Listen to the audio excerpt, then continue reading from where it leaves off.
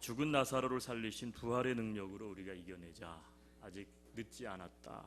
이런 말씀을 나누었고요. 내 자녀를 어떻게 해야 될까요? 고민하는 분들을 향해서 달리다굼 야이로의 딸을 살리신 주님을 믿고 믿음으로 품어내자. 그리고 지난 시간에 나는 인생의 실패자입니다. 베드로와 같이 잡은 것이 없는 분들을 향하여 예수님 말씀을 믿고 생각과 행동과 비전이 전환되어 새롭게 인생을 살아가자. 우리가 이런 주제를 가지고 또 나누고 도전받는 시간들이었습니다. 오늘은 마지막 시간입니다. 새 출발을 원하지만 죄로 인해서 죄책감 때문에 혹은 과거 때문에 주저하는 분들 있다면 오늘 이 주시는 말씀을 다시 한번 붙드는 귀한 아침이 되었으면 좋겠습니다. 제가 시작하면서 퀴즈 하나를 낼게요. 우리가 읽은 이 말씀은 아마 우리가 가지고 있는 상식이 많이 있기 때문에 잘 생각하고 여러분들이 퀴즈를 맞춰보시기 바랍니다. 예수님이 십자가에 달릴 때 혼자 달리시지 않았죠? 우리가 아는 것처럼 두 강도가 좌편, 우편에 함께 달린 것으로 그렇게 알고 있습니다. 그렇다면 함께 달렸던 강도 중에 구원을 받은 강도는 오른쪽 강도입니까? 왼쪽 강도입니까? 정답은요? 많은 분들이 오른쪽이라는 비성경적인 대답을 갖고 계시더라고요. 답은 모른다입니다. 알 수 없어요. 사실 우리가 성경을 눈여겨보지 않는 경향이 참 많아요. 그래서 말씀에 대해서도 많은 오해들이 발생하는 것 같아요. 물론 왼쪽이냐 오른쪽이냐는 사실은 중요한 문제도 아니죠. 이번에는 좀 더 여러분들이 생각을 하고 답변을 좀 해주시길 바랍니다. 좀 어렵습니다. 퀴즈 하나 더 낼게요. 두 강도 중에 그렇다면 누가 예수님을 저주했습니까?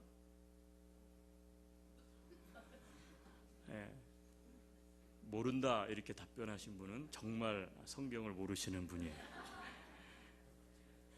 자, 이 문제는 조금 더 성경을 넓게 보신 분들만 맞출 수 있는데요. 여러분 우리가 알고 있는 잘못된 선입견 때문에 우리는 이 성경을 잘못 해석할 수 있기 때문에 그래요. 정답은 뭘까요? 두 강도 중에 누가 예수님을 저주했습니까?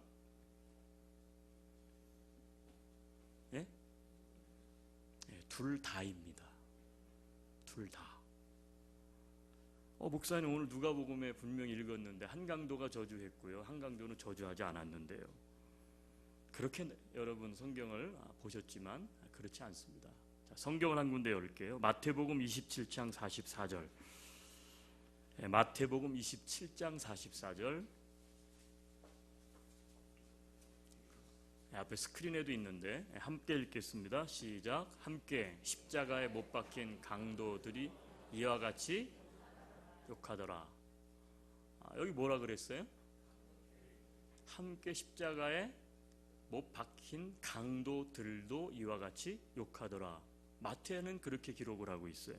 또 한 군데 볼게요. 마가복음 15장 32절. 마가복음 15장 32절.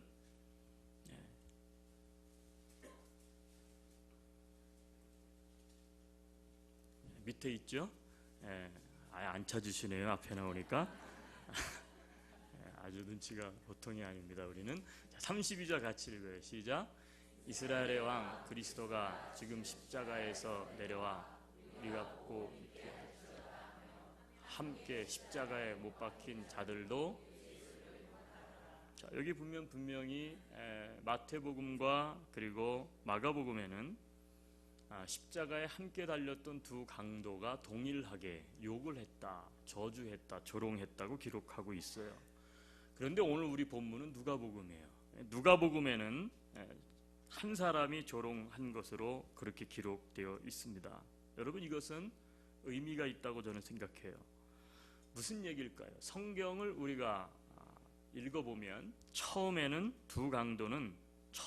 두 강도는 십자가형을 받을 수밖에 없는 당연한 죄가 있는 사람들이었기 때문에 예수님도 자기와 함께 십자가에 자신들과 함께 달렸기 때문에 다를 바가 없다고 생각을 했다는 거예요. 그래서 두 강도가 이렇게 이야기를 했어요. 너나 우리나 매 한 가지다. 도찐 개찐이지 아니 너도 십자가형, 우리도 십자가형. 아니 너도 죄가 있는 게 분명한데 뭐 네가 그리스도라고? 지나가던 개도 웃겠다. 이게 두 강도가 처음 예수 그리스도를 생각했던 관점이라는 거예요. 여러분, 그런데 그 중에 한 강도는 십자가의 고통이 너무 강렬해지니까 죽음의 공포에 사로잡혀서 악을 써가면서 자신의 흉악한 본성을 적나라하게 드러냅니다. 그리고 오늘 우리가 읽은 본문에 보니까 네가 그리스도라며, 네가 하나님의 아들이라며, 그러면 너와 우리를 구원해 보시지 왜? 이 말 속에는 어떤 의미가 담겨 있을까요? 이제는 틀렸다. 너도 별 수 없다. 우리는 죄에 상한 벌을 받는 것이 마땅하다. 우리뿐만 아니라 너도 마찬가지다.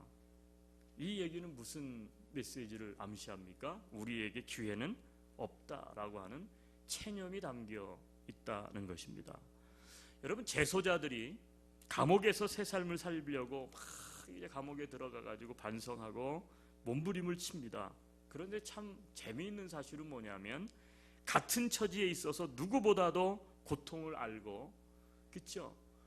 누구보다도 그 상황을 알고 있는 동료 죄수들, 누구보다도 오히려 새롭게 살아야 된다고 생각을 하고 노력을 하면 격려하고 응원을 해야 되는 동료 죄수들인데 오히려 그 죄수들이 조롱을 하고 그리고 저주를 한다는 거예요. 네가 뭘 할 수 있겠어? 우린 가망성이 없어. 그런다고 사람들이 널 이해해 줄 것 같다? 한 번 죄인은 영원한 죄인이야. 네. 여러분, 이것이 바로 뭐냐면 이것이 바로 죄의 음성입니다. 죄가 가져다주는 음성. 타인뿐만 아니라 우리 자신도 늘 마음으로부터 들려오는 정죄의 소리를 듣고 우리는 인생을 살아가요.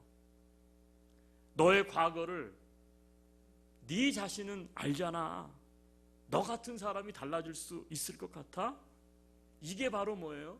우리 스스로가 새 출발을 하기 원하지만 우리 스스로를 향해서, 우리 마음속에서 나의 삶을 향해서 던지는, 어떻게 보면 소리의 음성이에요. 근데 이 소리를 우리는 어떻게 되냐면 늘 듣고 산다는 거죠. 그래서 이 죄라고 하는 이 죄의 특성은 뭐냐면 마치 사슬과 같아요. 이 체인과 같아서 우리의 삶을 어떻게 되냐면 묶어버려요. 우리가 이 죄의 음성 때문에 결국은 새롭게 거듭나지 못하는 것이지요. 이 사슬처럼 이 죄의 음성은 옴짝달싹 못하게 우리를 만들어 봅니다. 이 두 강도는 어떻게 보면 바로 이러한 죄의 사슬에 묶여 있어서 죄의 음성에 지배를 받았던 사람들이에요. 우리는 이제 끝났어. 여러분, 그런데 예수님을 계속 지켜보고 있었던 한 강도는 처음에는 욕을 하고 저주를 했는데 예수님과 함께 십자가에 달렸잖아요. 적어도 3시간 함께 달려 있었잖아요. 이 강도는 예수님의 모습을 보면서 생각이 바뀌게 됩니다. 네가 하나님을 두려워하지 않느냐? 우리는 행한 일에 상당한 보응을 받는 것이 당연하지만 여기 이 사람이 행한 것은 옳지 않은 것이 없지 않느냐? 이 사람은 무지하다는 거예요. 여전히 저주하고 있는 동료 죄수, 그를 향해서 이 한 죄수는 그렇게 이야기를 해요. 네가 하나님을 두려워하지 않느냐? 우리는 행한 일에 상당한 보응을 받는 것이 당연하지만 이 사람이 행한 것은 옳지 않은 것이 없지 않느냐? 한 강도는 자신의 죄를 인정했습니다. 뿐만 아니라 예수님을 향해 저주했던 자신의 죄도 틀렸다, 내가 틀렸다, 뉘우칩니다. 여러분, 대부분의 사람들은 여기까지는 하는 것 같아요. 내가 죄인입니다. 그리고 어떻게 돼요? 뉘우치고 있습니다. 근데 그 다음이 문제예요. 그 다음에 어떻게 돼요? 그러니까 체념을 해요. 죄인이니까 나에게는 더 이상 새로울 것이 없다는 거예요. 그래도 이 정도면 양심은 있는 죄인이라고 볼 수도 있죠. 그러나 이 한강도는 여기에서 멈추지 않았다는 것이 중요합니다. 우리가 보응받는 것은 당연해. 이분은 달라. 그런데 거기서 이 죄인은 멈추지 않았어요. 그러면서 어떻게 이야기를 합니까? 예수여, 당신의 나라에 임하실 때 나를 기억하소서. 여러분, 이 말 속에는 여러 가지 의미가 포함되어 있어요. 이 강도는 자신의 죄를 인정하고 체념한 것으로 끝난 것이 아니라 예수여, 당신의 나라가 임할 때 나를 기억해 주세요. 이 말 안에는 나를 기억해 주십시오. 나를 용서해 주십시오. 내가 회개합니다. 다시 새 출발하기 원합니다. 예수님만이 나를 도와주실 수가 있습니다. 여러분, 이런 메시지가 이 안에 담겨져 있는 거예요. 자신을 올가매고 있는 죄의 사슬을 예수님을 의지해서 끊어버리고자 하는 믿음이 이 죄수에게는 있는 거예요. 많은 과거를 가진 사람들도 아마 이 정도는 해봤을 거예요. 내 과거를 인정합니다. 나도 과거를 청산하고 새롭게 살고 싶습니다. 여러분, 그런데 왜 그렇게 살 수 없을까요? 왜 그렇게 살지 못합니까? 여러분, 한 가지를 모르기 때문에 그래요. 그게 뭐냐면 그것은 죄의 힘이에요. 죄가 가지고 있는 이 파워, 이 힘을 세상 사람들은 이걸 알지 못해요. 여러분, 죄가 가져다주는 정죄의 사슬을 끊을 수 있는 것은 우리의 신념이 아니라는 거예요. 우리의 신념이 아니에요. 사회적인 시스템이 아니에요. 교도소 갔다 왔다고 해서 그 사람이 죄의 정죄감으로부터 자유할 수 있느냐? 그렇지 않아요. 나는 이 죄의 죄책감을 나는 물리칠 수 있어. 여러분, 우리의 신념, 우리의 의지 가지고 되는 게 아니에요. 왜 그럴까요? 죄라고 하는 것은 사탄의 영역에 속해 있기 때문에 그래요. 그러므로 세상에 있는 것으로는 결코 끊을 수도 없고 씻을 수가 없어요. 오직 죄와 죄가 가져오는 이 죄책감은 사탄과 이 죄를 이기신 예수 그리스도의 보혈의 능력으로만 씻을 수 있기 때문인 줄로 믿습니다. 여러분, 그래서 로마서 8장 1절과 2절에는 이러한 선언이 담겨져 있어요. 자, 우리 성경을 한번 다 여시겠어요? 예. 성경을 다 여셔서 로마서 8장 1절과 2절.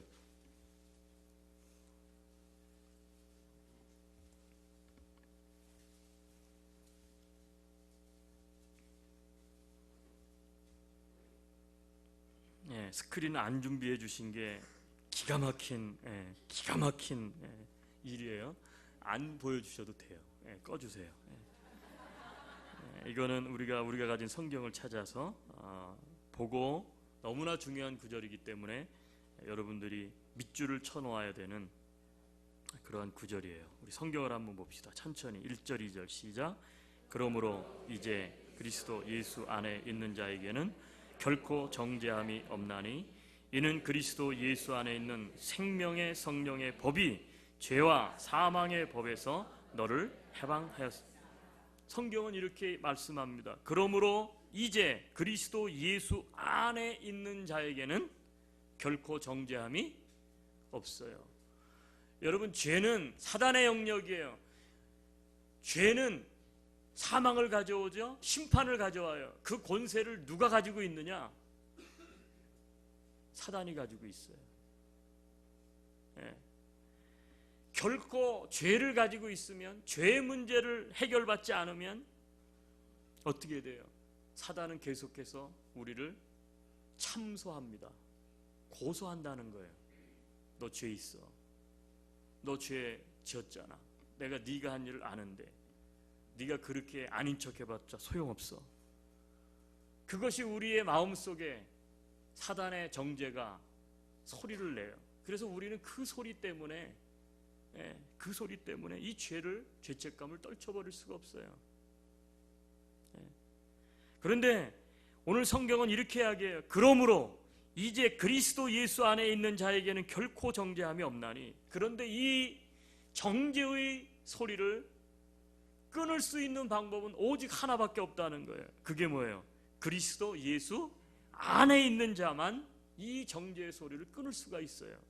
왜 그렇습니까? 예수님께서 죄 문제 때문에 그것을 해결하시기 위해서 이 땅에 오셔서 십자가를 지시고 죄의 형벌, 죄책감의 형벌, 정죄감의 모든 죄된 것들을 대신 우리를 위해서 짊어지셨기 때문에 그래요. 그래서 사단의 권세, 사단의 정죄를 십자가의 보혈로 예수님이 다 끊어버리셨어요. 예수 그리스도를 의지하고 예수 그리스도를 믿는 자에게는 따라서 더 이상 그 죄가, 우리의 죄가 정죄될 수 없어요.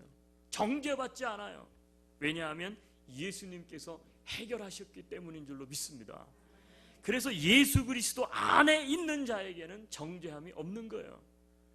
예수 안에 없으면 여전히 우리는 그 정죄로부터 자유할 수 없어요. 사회적인 시스템으로 안 됩니다. 여러분, 우리의 신념 가지고 되지 않는 거예요. 네. 여러분, 한 강도는 간청합니다. 예수여, 당신의 나라가 임하실 때 나를 기억하옵소서. 이것은 어떤 의미가 있습니까? 예수님, 나는 당신뿐만 아니라 당신이 말씀하신 하나님 나라를 내가 믿습니다. 예수님만이 나의 영혼을 이 곤고한 죄악의 사슬에서 건져 주실 수 있는 구세주이십니다. 이런 함축적인 의미가 이 한 강도의 고백 속에 담겨 있는 거예요. 사랑하는 여러분, 죄악의 쇠사슬을 끊어버리고 죄책감에서 벗어날 수 있는 유일한 길은 죄악을 이기신 예수님을 붙잡는 것입니다. 그 예수님의 보혈을 의지하는 거예요. 그 예수 그리스도의 보혈을 의지할 때에 죄책감으로부터 우리는 자유롭게 돼요. 우리의 영혼이 어떻게 돼요? 자유함을 누려요. 우리의 영혼이 정죄의 감옥으로부터 풀려날 수가 있어요. 그래서 어떻게 돼요? 내가 예수 그리스도 그분을 붙잡고 새 출발을 할 수가 있는 거예요. 내 과거가 추악하고 더럽고 복잡하고 사람들한테 손가락질을 당할 만하고, 그럼에도 불구하고 예수 그리스도의 은혜의 이 믿음을 가진 사람은 더 이상 사람들이 손가락질하는 것, 내 마음속에 들려오는 정죄의 목소리에 더 이상 묶여있지 않아요.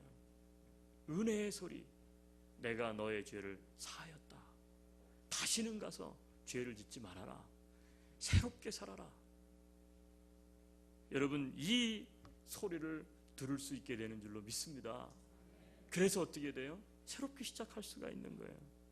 사랑하는 여러분, 혹시 우리 가운데에 그런 분들 없습니까? 내가 새 출발하기 원하는데 죄책감이 있어요. 내가 삶 속에서 잘못한 일 때문에, 잘못했던 어떤 것 때문에, 그 죄책감 때문에 나 같은 사람은 안 돼라고 하는, 어떻게 보면 사슬에 묶여 있다고 한다면 오늘 이 말씀을 잘 들으시고 정죄의 감옥으로부터 풀려나실 수 있게 되기를 주님의 이름으로 축복합니다. 여러분, 우리는 어떤 소리를 듣고 살고 있습니까? 사단이 좋아하는, 사단이 가져오는 정죄의 소리를 나는 듣고 살고 있습니까? 아니면 은혜의 소리, 예수님께서 내가 너를 용서한다 라고 하는 예수님의 은혜의 소리를 듣고 살고 있습니까?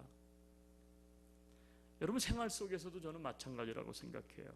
생활 속에서도 우리가 일상을 살다 보면 우리가 어떻게 돼요? 부부 사이에도 그렇고, 가정 안에서도 그렇고, 심지어 교회 안에서도 그렇고, 우리가 어떻습니까? 이런 크고 작은 상처를 받거나 주고 또 어떻게 돼? 죄를 지을 때가 참 많아요. 생활 속에서도 내 말 한마디 때문에, 내 성격 때문에, 내 행동 때문에 사람들이 혹은 가정이, 교회가 상처를 받아요. 네. 여러분, 그럴 때 우리는 어떻게 해야 됩니까? 가만히 있으면요, 사단은 끊임없이 우리에게 와서 이야기합니다. 야, 네가 무슨 그러고도 무슨 목사야. 네? 사단이 올 때요, 우리에게 와가지고 어떻게 우리를 올가매는 줄 아세요? 성경 말씀을 가지고 우리를 올가매요. 성경 말씀을 가지고 사단이 우리를 올가맨다고요. 심지어 성경 말씀에 네 이웃을 네 몸과 같이 사랑하라 그랬는데, 야, 네가 무슨,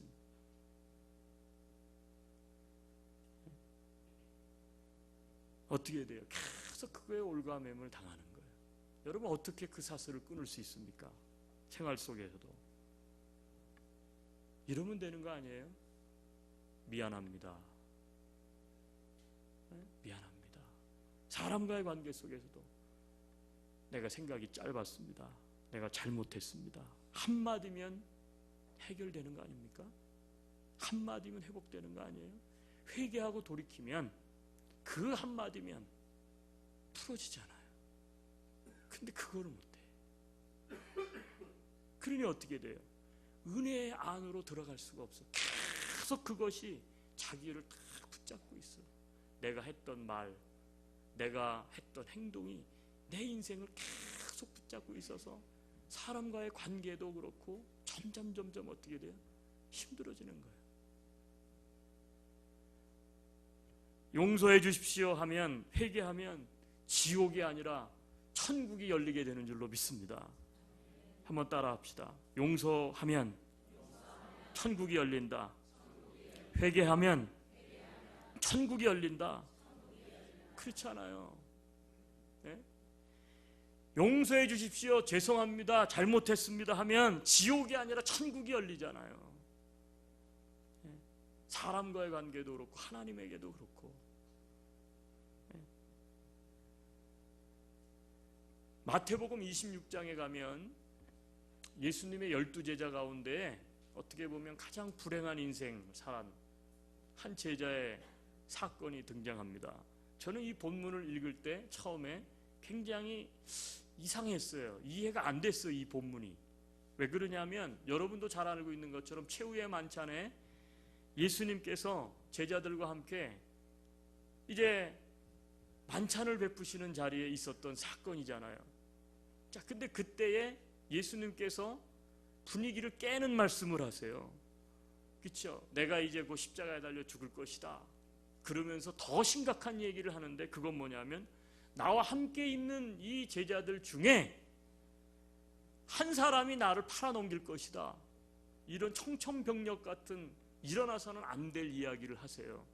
제자들이 만찬 자리 아닙니까? 놀랍니다. 예수님께서 마태복음 26장 23절에 그 제자들을 향해서 이렇게 이야기를 해요. 나와 함께 그릇에 손을 넣는 그가 나를 팔리라. 나와 함께 지금 그릇에 손을 넣는 자, 그러면 누구예요? 지금 멀리 있는 게 아니에요. 예?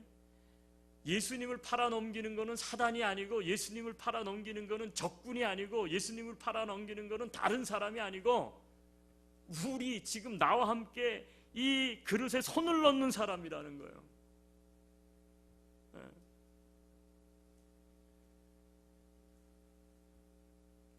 그러니까 제자들이 너무 놀란 거예요. 아니, 다른 사람도 알고 우리 중에서 그런 사람이 있단 말입니까? 근데 25절에 가룟 유다가 예수님을 향해서 이렇게 이야기를 합니다. 랍비요, 나는 아니지요. 아, 이 나쁜 사람. 자긴 벌써 다 돈까지 받고 지금, 예? 난 아니지요. 딱 그렇게 해요. 근데 예수님이 뭐라고 그랬습니까? 대답하되 네가 말하였도다. 이게 무슨 얘기예요? 너라는 거예요. 너 맞잖아. 너 맞잖아. 가룟 유다, 너 맞잖아. 뭐가 아니야 넌데. 이 구절이 해석이 안 돼요. 그렇잖아요. 가룟 유다가 예수님을 팔아 넘길 것을 예수님이 이미 알고 계셨는데 속으로만 알고 계신 게 아니라 그 마지막 만찬 자리에서 너 맞아 까지 이야기를 했다는 거죠. 여러분, 이 본문을 어떻게 해석하시겠어요? 여러분, 이 본문이 가져다주는 교훈은 저는 이렇게 생각해요. 가룟 유다, 너 아직 돌이킬 기회가 있다는 거예요. 예수님은 그에게 침묵하지 않으셨어요. 너 맞아. 그 얘기는 무슨 이야기입니까? 너 맞으니까 아직 돌이킬 기회가 있어. 뭐 가룟 유다가 예수님을 팔지 않았다면 뭐 또 다른 누군가는 팔 수 있었겠죠. 네. 아니면 어떻게 돼요? 예수님은 가룟 유다가 아니어도 성경을 읽어보면 바리새인과 그리고 제사장들의 고소에 의해서 계속적인 시기와 질투 때문에 십자가를 지실 수밖에 없는 상황이었던 것을 우리는 기억할 필요가 있어요. 왜 예수님께서 직접적으로 그것도 그 자리에서 가룟 유다에게 너 맞다라고 이야기를 해주셨을까? 이것은 어떤 의미가 있을까? 그것은요, 회개의 기회를 가룟 유다에게 마지막까지 주셨다는 것이죠. 회개의 기회를 주시는 예수님. 사랑하는 여러분, 주님께서는 우리에게 돌이킬 기회를 주시는 줄로 믿습니다. 그 마지막에 어떤 사람들은 이 본문 말씀을 가지고 이건 너무 지나치다, 그래서 구원받는다고 한다면 나는 너무 일찍 예수 믿은 게 후회스럽다 할 정도로 이 본문에 대한 해석을 여러 각도에서 하여튼 찬반 논쟁이 있는 건 사실이에요. 그러나 엄연한 사실은 뭐냐면 예수님이 분명히 그렇게 말씀을 하셨어요. 이 강도의 회개와 누이침을 통해서 오늘 내가 나와 함께 낙원에 있으리라 선언하셨다는 것이죠. 이 사실은 부인할 수 없어요. 여러분, 가룟 유다의 배신, 그는 돌이킬 기회가 있음에도 불구하고 돌이키지 않았어요. 회개의 기회를 주시는 예수님, 그 은혜를 그는 거절한 거예요. 여러분, 그러나 우리에게는 아직 기회가 있는 줄로 믿습니다. 회개의 기회가 있어요. 돌이킬 수 있는 기회가 있어요. 회개의 기회를 주시는 예수님을 믿으시기를 바랍니다. 그 예수님을 의지할 수 있기를 바랍니다. 그 예수님을 받아들이실 수 있기를 원합니다. 오늘도 새 출발을 원하지만 죄로 인해서 죄책감에 빠져 있는 분들, 과거 때문에 주저하는 분들이 있다면 아직 기회가 있어요. 새 출발할 수 있습니다. 죄악이 가져다주는 사슬을 끊어버릴 수 있습니다. 여러분, 제가 오늘 설교를 이렇게 하면서 이 서머라이즈한 정리 노트에 그렇게 했어요. 두 사람, 한 사람, 그리고 모든 사람.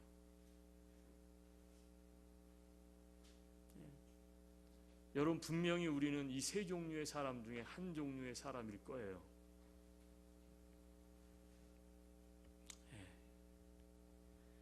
여러분, 두 강도가 아니라 한 강도의 믿음의 결단이 우리에게 필요한 줄로 믿습니다. 예수여, 당신의 나라가 임하실 때 나를 기억하소서. 내가 돌이키겠습니다. 죄악이 가져오는 정죄의 죄책감의 그 음성을 내가 더 이상 듣지 않겠습니다. 주님께서 주시는 로마서 8장 1절에 이 2절에 있는 말씀을 내가 붙잡겠습니다. 그러므로 이제 그리스도 예수 안에 있는 자에게는 결코 정죄함이 없나니 이는 그리스도 예수 안에 있는 생명의 성령의 법이 죄와 사망의 법에서 나를 해방하였습니다. 내가 진실로 내게 이르노니 오늘 네가 나와 함께 낙원에 있으리라. 여러분, 이 음성을 붙잡고 새 출발하실 수 있는 저와 여러분이 되실 수 있기를 주님의 이름으로 축복합니다. 우리 잠깐 눈을 감겠습니다. 오늘 말씀 붙잡고 같이 한번 기도했으면 좋겠습니다. 아직 늦지 않았습니다. 하나님께 너무 늦은 때란 없습니다. 우리가 4가지 주제를 가지고 한 달간 이 말씀을 살펴보았습니다. 우리 시간에 다시 한번 하나님 앞에 결단하고 기도하는 시간 가지겠습니다. 질병의 문제 때문에 고통당하고 있는 분들이 있다면 죽은 나사로를 살리신 부활의 능력, 내가 이 질병을 이겨내게 해주십시오. 다시 한번 기도했으면 좋겠습니다. 자녀들 어떻게 해야 되나 고민하고 있는 분들이 있다면 탈리타 쿰, 야이로의 딸을 살리신 주님, 그래요, 내가 믿음으로 내 딸을, 예수님 믿음 가진 그 믿음으로 내가 내 딸을 품어내기를 원합니다. 변화시켜 주옵소서. 기도할 수 있기를 바랍니다. 인생에 잡은 것이 없어서 나는 이민 와서 실패했다, 나는 삶 가운데 정말로 잡은 것이 없다 하는 실패자, 루저라고 하는 생각을 갖고 있는 분들이 있다면 예수님 말씀을 믿고 생각과 행동과 비전이 전환되어 새롭게 인생을 살아갔던 베드로처럼 주여 내 생각이 바뀌기 원합니다. 행동이 바뀌길 원합니다. 비전이 바뀌길 원합니다. 기도할 수 있었으면 좋겠어요. 그리고 마지막, 죄책감, 과거 때문에 주저하는 분들이 있다면 오늘 이 강도처럼, 한 강도처럼 하나님 내가 회개합니다. 예수님 안에는 결코 정죄함이 없는데 내가 더 이상 죄가 가져다주는 음성을 듣지 않겠습니다. 보혈의 능력으로 다시 일어나겠습니다. 힘을 주시옵소서. 우리 같이 한번 그렇게 기도하며 나가겠습니다. 같이 기도하겠습니다. 할렐루야. 하나님